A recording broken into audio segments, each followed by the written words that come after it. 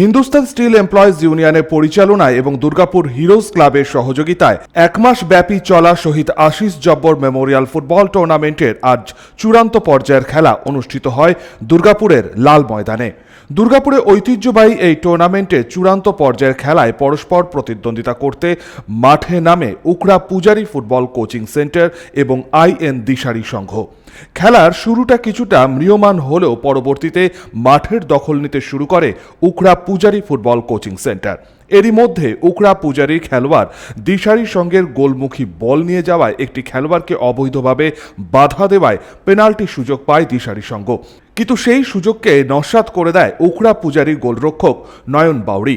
তার অসাধারণ সেভ দলকে সে যাত্রায় রক্ষা করে। এরপর একটি সুন্দর সুযোগ থেকে গোল করে দলকে এগিয়ে দেয় উকড়া পূজারী ফুটবল দল। প্রথমার্ধে বিরতির পর শুরু হয় দ্বিতীয়ার্ধের খেলা। খেলতে নেমে দুটো দলই বেশ কয়েকটি আক্রমণ শানায়, কিন্তু অবিশ্রান্ত ধারায় বৃষ্টি পড়ায় আক্রমণের ঝাঁজ ছিল না। নির্ধারিত সময় খেলা শেষ হয় 1-0 গোলে। জয়ী হয় উকড়া পূজারী ফুটবল কোচিং সেন্টার। এর সুবাদে শহীদ আশিস জব্বর মেমোরিয়াল টুর্নামেন্ট 2025-এর চ্যাম্পিয়ন দল হিসেবে ঘোষিত হয় উকড়া পূজারী ফুটবল কোচিং সেন্টার। চূড়ান্ত পর্যায়ে খেলায় বিশিষ্ট অতিথি হিসেবে উপস্থিত ছিলেন বাংলা দলের ফুটবল কোচ সঞ্জয় সেন এবং প্রাক্তন জাতীয় ফুটবলার সুখেন সেনগুপ্ত। বাংলা এবং মফস্বল ফুটবলারদের ভবিষ্যৎ সম্বন্ধে তাদের মূল্যবান বক্তব্য উঠে এলো। বাংলা ফুটবলের অবস্থা ব্যাপারটা হলো, যেহেতু বাঙালি ছেলের আধিক্য কম আইএসএল টিমে বা আই লিগ টিমে, যেগুলো বাঙালি ছেলেদের সংখ্যাটা কমে গেছে বলে মানুষের মধ্যে একটা উৎকণ্ঠা হয়েছে। এটা সাময়িক, এটা কেটে যাবে বলে আমি বিশ্বাস করি। কারণ বাংলায় প্রচুর খেলোয়াড় আছে, ভালো ট্যালেন্ট আছে। তারা ঠিক মতো সুযোগ পেলে, তারা যদি সেই সদ্ব্যবহারটা করতে পারে, আগামী দিনে আবার বাঙালি যে আধিপত্যটা ছিল সেইটা আবার ফিরে আসবে, আমি আশা রাখি। কিন্তু মফস্বলের ছেলেরাই কলকাতায় খেলছে। কলকাতার ছেলেরা এখন মাঠ নেই, অনেক কিছু সমস্যায় খেলতে পারছে না, এডুকেশান আছে, কিন্তু মফস্বলের ছেলেরাই খেলছে। তবে হ্যাঁ, মফস্বলের ছেলেদের যেভাবে আমাদের ক্যাম্প উঠে আসছে, মফস্বলে যেরকম ক্যাম্প বিশালভাবে ভালোভাবেই ক্যাম্প করছে। আমি অনেক ক্যাম্পে দেখেছি ভালো ভালো প্লেয়াররা এখন ক্যাম্প করছে। সেই ক্যাম্প থেকে এখন প্লেয়ার আসছে, আর এখন অনেক একাডেমি হচ্ছে যেখান দিয়ে আমাদের কলকাতার প্লেয়ার সাপ্লাই হচ্ছে। আর মফস্বলই ভবিষ্যতে দিচ্ছে, এখনও দেবে। অন্যদিকে এক মাস ধরে চলা এই টুর্নামেন্ট প্রসঙ্গে টুর্নামেন্ট কমিটির সম্পাদক সীমান্ত চ্যাটার্জি জানান, 12টা টিম নিয়ে আমাদের খেলা শুরু।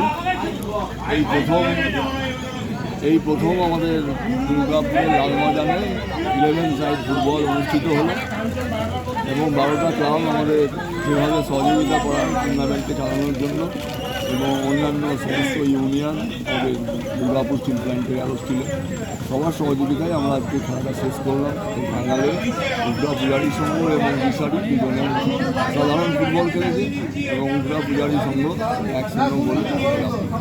টুর্নামেন্টের চূড়ান্ত পর্যায়ের খেলা শেষে রানার্স এবং উইনার্স দলের হাতে সুদৃষ্ট ট্রফি তুলে দেওয়া হয়। চূড়ান্ত পর্যায়ে খেলার সেরা খেলোয়াড় নির্বাচিত হয়েছেন উকড়া পূজারী ফুটবল কোচিং সেন্টারে গোলরক্ষক নয়ন বাউরি। এই টুর্নামেন্টে সেরা খেলোয়াড় নির্বাচিত হয়েছে দিশারি সংঘের অনিল সিং।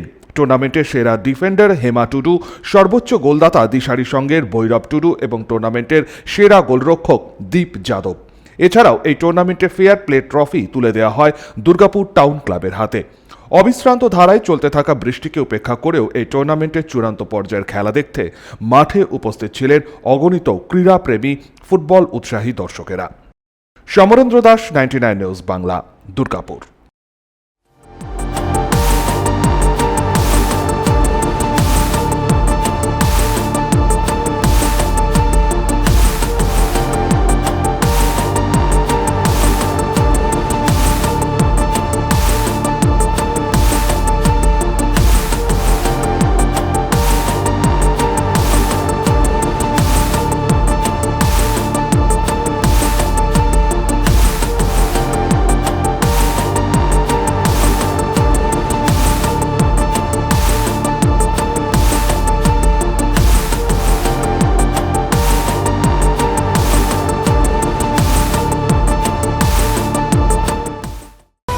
আপনারা দেখছেন 99 নিউজ বাংলা।